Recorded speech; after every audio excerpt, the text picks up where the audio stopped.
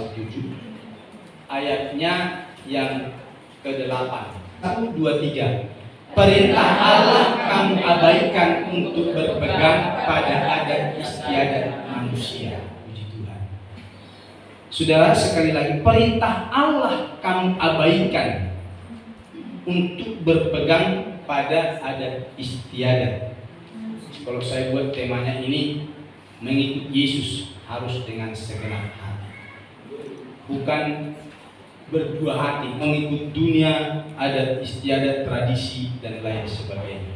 Ayat ini merupakan respon Yesus kepada orang Farisi dan ahli Taurat, karena mereka ini adalah tokoh agama, tapi hidup mereka masih terikat dan terbelenggu dengan dunia ini.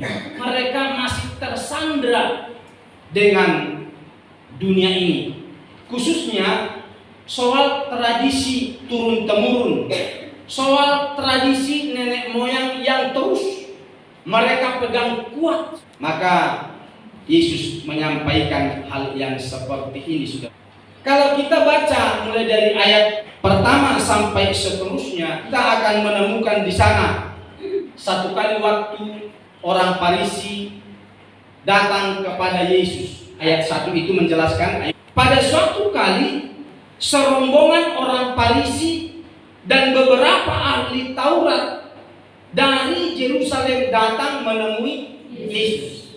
Dalam percakapan mereka, ahli Taurat, orang Farisi dan Yesus ini, mereka bertanya soal apa yang mereka lihat pada murid-murid Yesus, yaitu para murid-murid Yesus makan dengan tidak membasuh tangannya. Itu sebenarnya itu yang mereka percakapkan. Ahli Taurat, orang Farisi menemukan para murid-murid itu makan dengan tidak mencuci tangan. Lalu mereka rame-rame, orang Farisi, ahli Taurat datang menjumpai Yesus, mempersoalkan soal itu. Ayat yang kelima, lihat itu. Karena itu orang-orang Farisi dan ahli-ahli Taurat itu bertanya kepada Yesus, mengapa murid-muridmu tidak hidup menurut adat istiadat nenek moyang kita, tetapi makan dengan tangan najis? Ini yang mereka bicarakan dengan Yesus. Tidak hidup dengan tradisi nenek moyang kita, tidak mencuci tangan ketika mereka makan. Ketika Yesus mendengar hal itu, dijawab oleh Yesus di ayat yang ke-6 dengan mengutip apa yang dikatakan oleh Nabi Yesaya di pasal yang ke-29 ayatnya yang ke-13. Siapa yang bacakan itu dulu? Dan Tuhan telah berfirman, oleh karena bangsa ini datang mendekat dengan mulutnya. Tuhan telah berfirman dan bangsa ini datang mendekat dengan mulutnya. Datang mendekat, ya terus. Dan memuliakan aku dengan bibirnya, padahal hatinya menjauh daripadaku, dan ibadahnya kepadaku hanyalah perintah manusia yang dihafalkan. Kalau di ayat ini kutipan dari Yesaya ini. Jawabnya kepada, benarlah buat Yesaya tentang kamu, hai orang-orang munafik, sebab ada tertulis bangsa ini memuliakan aku dengan bibirnya, padahal hatinya jauh daripadaku. Itu Farisi ini kelihatannya mereka bertuhan. Mereka adalah seorang tokoh agama, mereka adalah seorang guru agama, mereka pengajar agama. Tapi sesungguhnya mereka bukanlah orang yang bertuhan. Dari mulut mereka terlihat bahwa mereka orang bertuhan. Dari cara berpakaian mereka adalah mereka orang bertuhan. Tapi kenyataan orang Farisi tidak seperti itu. Tapi orang Farisi lebih mengutamakan tradisi. Orang Farisi lebih mengutamakan adat istiadat daripada kebenaran firman. Lebih tinggi budaya, lebih tinggi adat istiadat bagi orang Farisi daripada kebenaran firman. Maka dikatakan tadi ayat perintah Allah kamu abaikan untuk berpegang pada adat istiadat manusia. Firman itu kosek-koseklah. Tapi apa ini yang sudah menjadi tradisi dari turun-temurun, terus menerus dari nenek moyang? Ini kalau tidak dilakoni bisa kualat. Adat istiadat ini yang dipelihara, dan itu menjadi penghambat untuk kita lebih mengasihi Tuhan. Kalau kita lebih berpegang kepada adat istiadat, tradisi dan budaya ini, itu menjadi penghambat untuk kita bersungguh-sungguh serius kepada Tuhan. Kita tidak bisa menjadikan Tuhan itu nomor satu. Padahal Alkitab bilang, kasihilah Tuhan Allahmu dengan segenap hatimu, dengan segenap kekuatanmu. Betul? Lukas 10:25-28. Pada suatu kali berdirilah seorang ahli Taurat untuk mencoba Yesus. Katanya, "Guru, apa yang harus kuperbuat untuk memperoleh hidup yang kekal?" Jawab Yesus kepadanya, "Apa yang tertulis dalam hukum Taurat? Apa yang kau baca di sana?"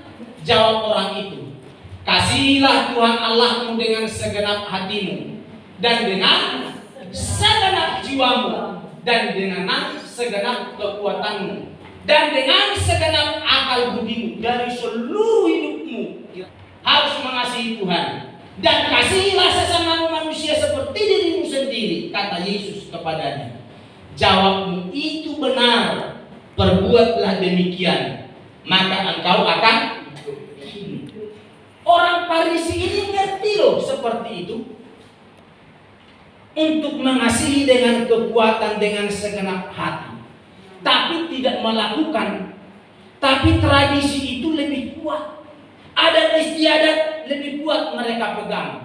Maka dikatakan ayat yang ke-28, "Jawabmu itu benar, perbuat demikian, tapi engkau tidak melakukan."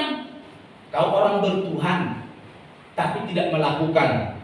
Maka dikatakan tadi di ayat yang ke-8 tadi, perintah Allah kamu abaikan untuk berpegang pada adat istiadat.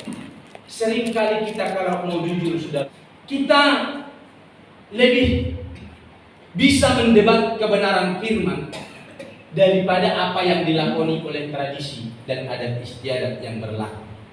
Coba, kalau kita bisa lihat orang menginjak telur, apa tuh artinya?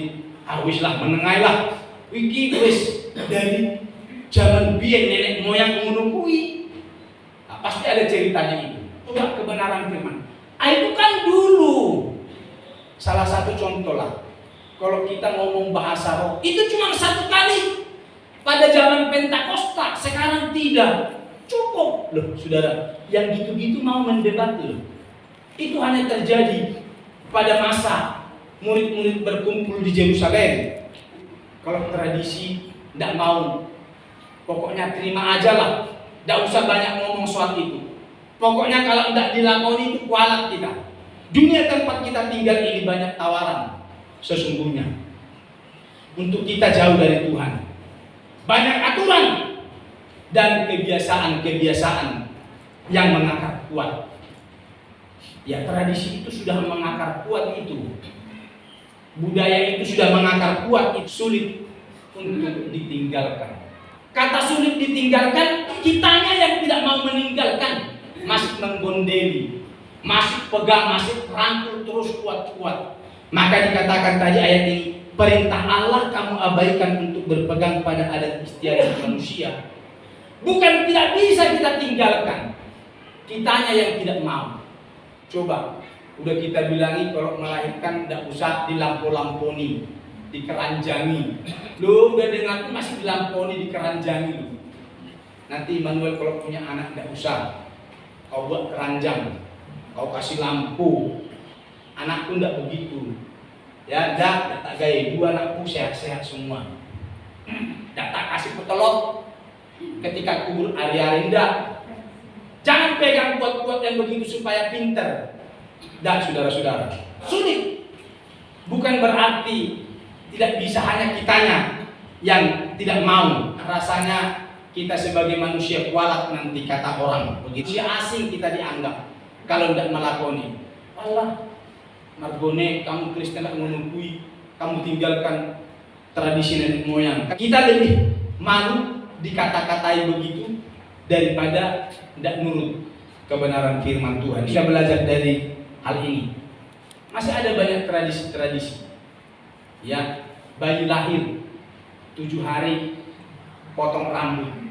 Itu punya arti supaya mereka meninggalkan sifat-sifat yang buruk, sifat-sifat yang jelek. Lihat itu, sifat jelek kalau ditinggalkan tidak ada orang di penjara, ya kan? Ternyata ada di penjara. Loh, apa itu? Saudara, karena sifat jelek muncul dalam dirinya kok. Dia menggarong, dia menipu, dia lakukan hal-hal yang jahat, ketangkap, masukkan penjara, kepala rambutnya dipotong itu, saudara-saudara. Jangan lakukan itu. Maka dikatakan di sini ayat 8 tadi, perintah Allah kamu abaikan untuk berpegang pada adat istiadat manusia.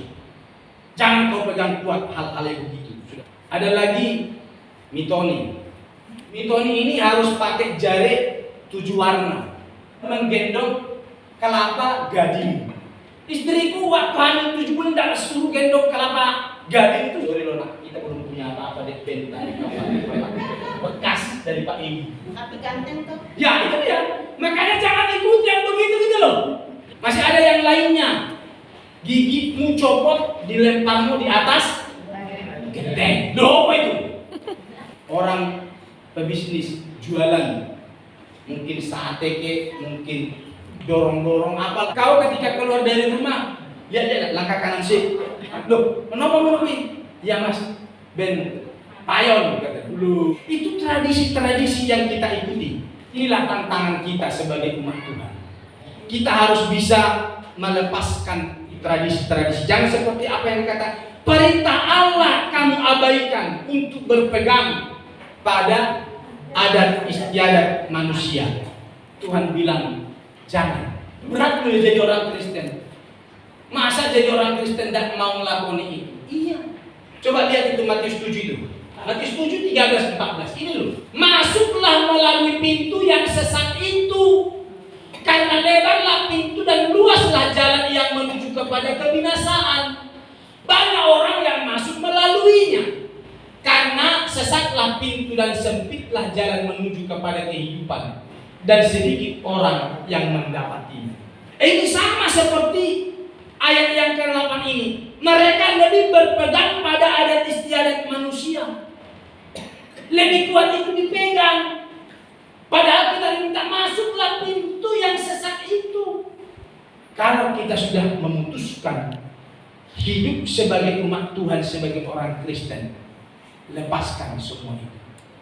Tradisi-tradisi yang tidak sesuai dengan kebenaran firman Allah, kita lucuti itu, kita tinggalkan. Kita harus berubah. Ini tantangan kita sebagai umat Tuhan. Kita harus berjuang. Jangan pertahankan tradisi adat istiadat yang tidak memuliakan Tuhan. Memang tidak mudah merubah apa yang selama ini sudah kita lakoni. Ini masih anak-anak. Mereka tidak ngerti soal 7 hari, 40 hari, 100 hari, tidak ngerti ini. Mau hari-harinya ditanam di depan rumah, tidak ngerti itu, tidak ngerti sekarang, tidak ngerti. Tapi kelak dia besar, dia lihat kok kita begitu Pak.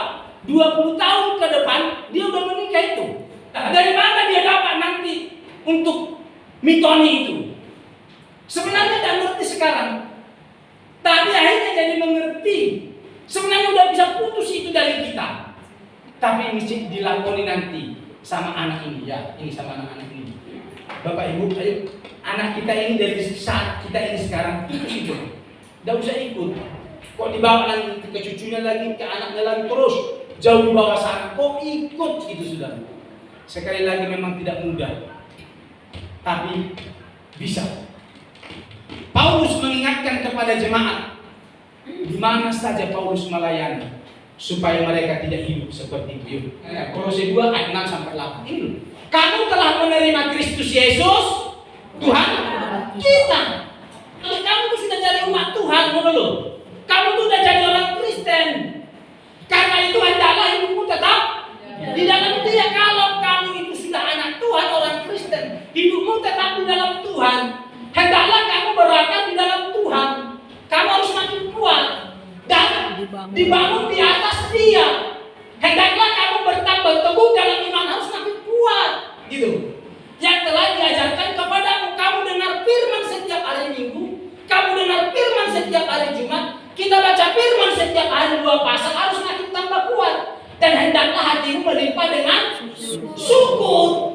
Maka 8 ini, ya, hati-hatilah supaya jangan ada yang menawan kamu dengan filsafatnya yang kosong, yaitu menuruti tradisi-tradisi tadi, budaya-budaya itu tadi, adat istiadat itu. Hati-hatilah supaya jangan ada yang menawan kamu dengan filsafatnya yang kosong dan palsu menurut ajaran turun-temurun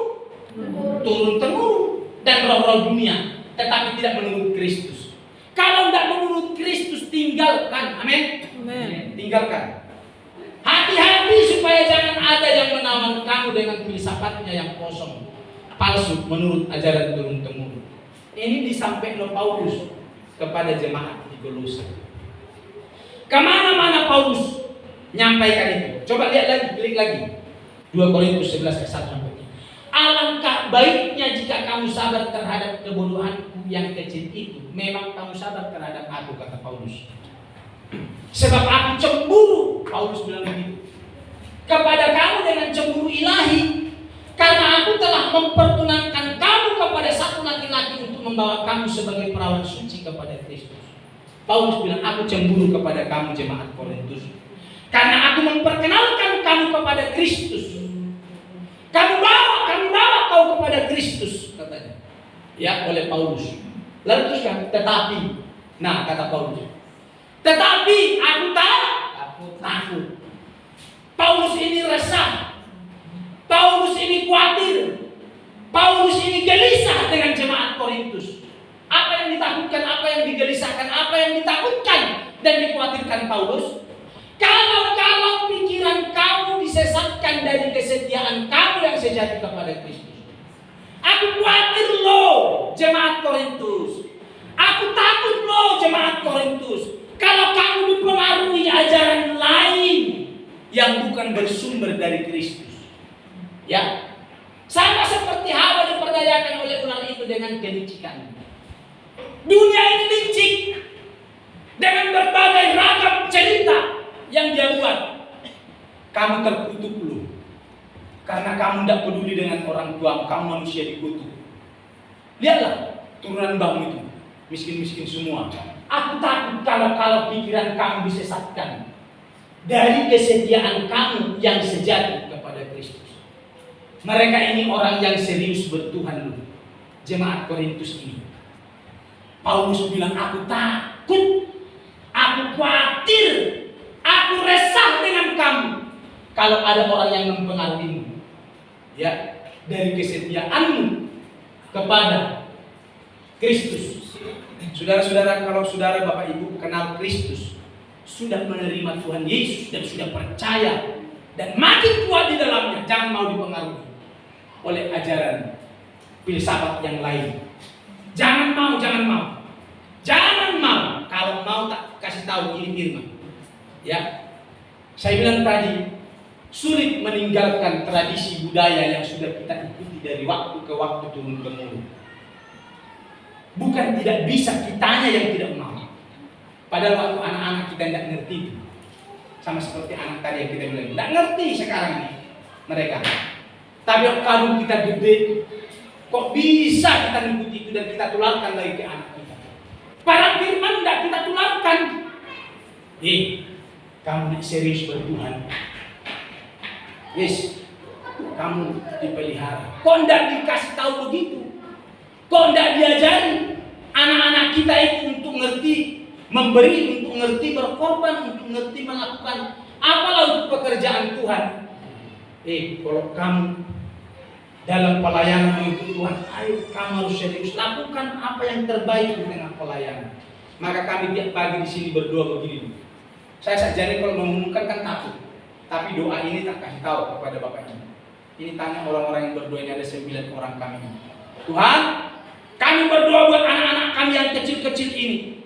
Ketika mereka nanti menjadi besar dewasa, mereka berhasil, mereka berada di mana saja.